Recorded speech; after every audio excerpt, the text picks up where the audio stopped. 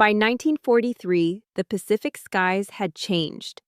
The Mitsubishi A6M0, once untouchable in its reign of agility and range, was now a symbol of fragility. In the war's opening years, its design philosophy was brilliant. Keep it light, keep it nimble, and trust that superior maneuverability would win every dogfight. Against the rugged Brewster Buffaloes and outdated P-40Bs in the early campaigns, it worked. Allied pilots described the Zero as almost supernatural, able to twist, climb, and dive in ways no Western fighter could match. But brilliance has a cost. That cost was protection. The early Zeros had no self-sealing tanks, no armor plates, and no bulletproof glass. A burst of .50 caliber rounds could ignite its fuel tanks like a torch. American pilots quickly learned that even if they couldn't outturn a Zero, one well-placed burst could bring it down in flames. The Japanese designers had gambled everything on maneuverability, and by 1943, that gamble was collapsing. As the F4F Hellcat and P-47 Thunderbolt entered the arena, brute force and survivability mattered more than elegant aerobatics. Japanese engineers had to adapt or die with their pilots. And here's the uncomfortable truth. Was the Zero's early dominance a brilliant masterpiece of design, or a reckless death trap that doomed its own pilots once the Allies caught up? The Zero's legend came with a cruel irony. It made its pilots heroes, but also martyrs. American gunners quickly discovered its biggest weakness: fuel. The early A6M2 and A6M3 carried fuel in thin aluminum tanks nestled inside their wings and fuselage. A single tracer round could rip through, and in seconds the cockpit became a furnace. Survivability for Zero pilots in 1942 and early 1943 was abysmally low. But Japan was watching. By mid-1943, engineers began studying wrecked American aircraft, F4F Wildcats, and P-40 Warhawks that returned home riddled with bullet holes, but still alive. The revelation was shocking. It wasn't that Allied planes were stronger offensively. It was that they were harder to kill. Mitsubishi responded with the A6M5, the first Zero variant to introduce laminated, rubber-coated, self-sealing tanks. These weren't as advanced as American versions, but they were a step away from flying coffins. Armor also began to creep in. The A6M5C variant featured a 45mm steel backplate and armored glass canopy, thin compared to U.S. standards, but at least something. Other fighters like the J-2M Raiden went further with thicker side armor and rear fuselage plating, offering their pilots a fighting chance. Still, Japanese pilots complained. Each ounce of armor meant reduced agility, the very soul of the Zero. Its light touch and endless turn radius was being chipped away. Was it worth it? Protection or performance? If you were a World War II pilot, would you want agility to escape or armor to survive hits? Drop your choice in the comments. Every fighter has its limits, and the Zero's was brutally exposed in one maneuver, the dive. Early A6M models could not survive speeds past 400 knots without catastrophic failure. Spars twisted, wings buckled, and fuselage panels tore apart under the stress. Allied pilots, especially in P-40s and later Hellcats, figured this out fast. They refused to dogfight the Zero in turns. Instead, they dove. The boom and zoom tactic became standard. Dive from altitude, unleash a burst of .50 caliber fire, then pull away before the Zero could react. The Japanese pilots, trapped in fragile machines, had no answer. Their planes simply couldn't follow without breaking apart. The solution arrived with the A6M5. Reinforced spars and 1.5mm thick wing skin gave it a much stronger skeleton. The redline speed jumped from 400 knots to nearly 460 knots.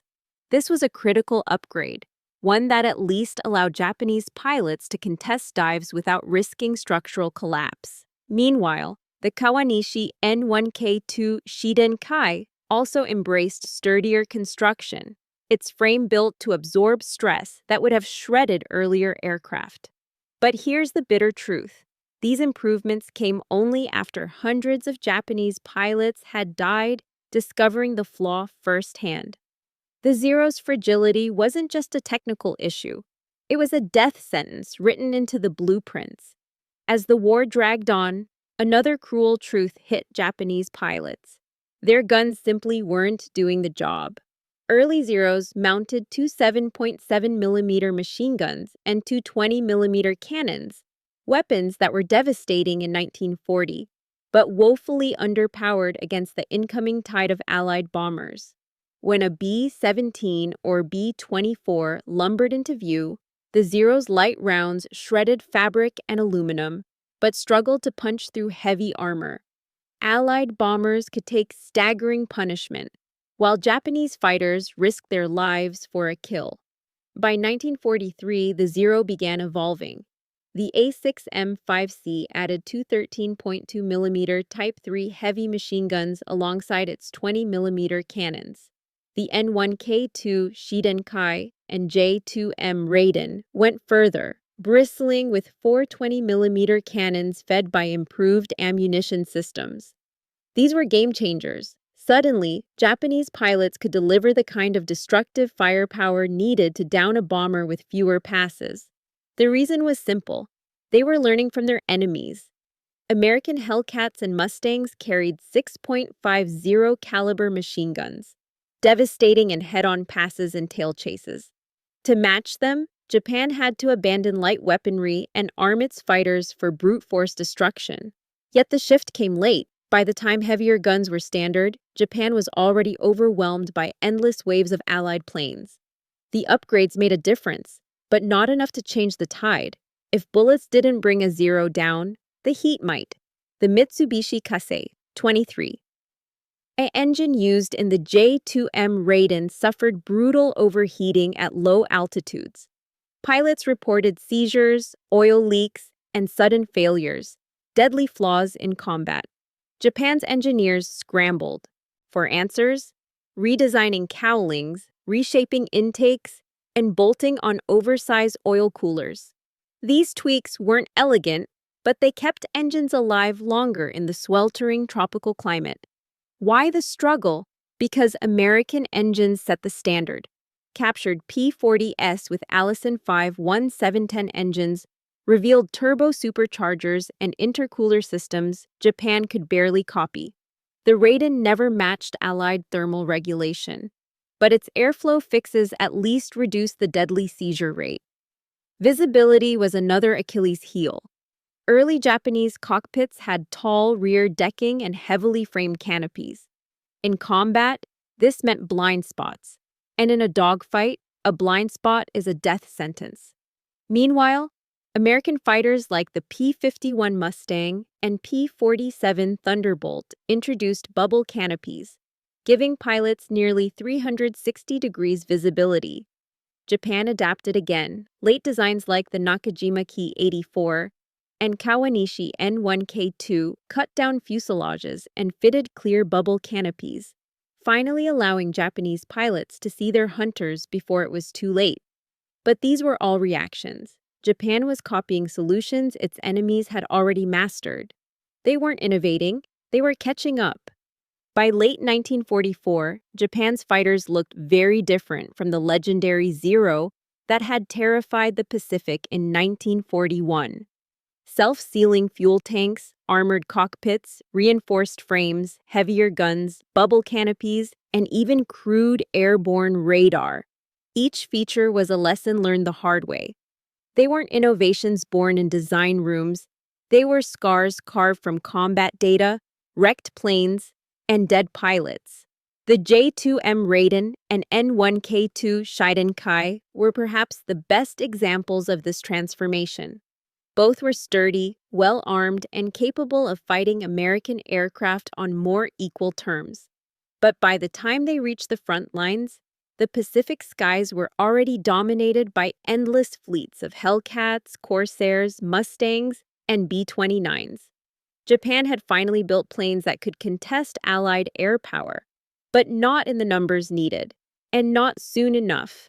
And this is where history becomes controversial. Were these late war fighters proof that Japanese engineers could match the West when pushed to desperation? Or do they show that Japan's entire early war strategy, sacrificing protection for maneuverability, was a fatal mistake from the beginning? The answer is left to you, the viewer. The Zero story is not just about airplanes. It's about choices, gambles, and the cost of refusing to adapt until it was almost too late. So tell me, if Japan had introduced these armored, heavily armed fighters in 1942 instead of 1944, would the Pacific War have ended differently? Drop your verdict in the comments.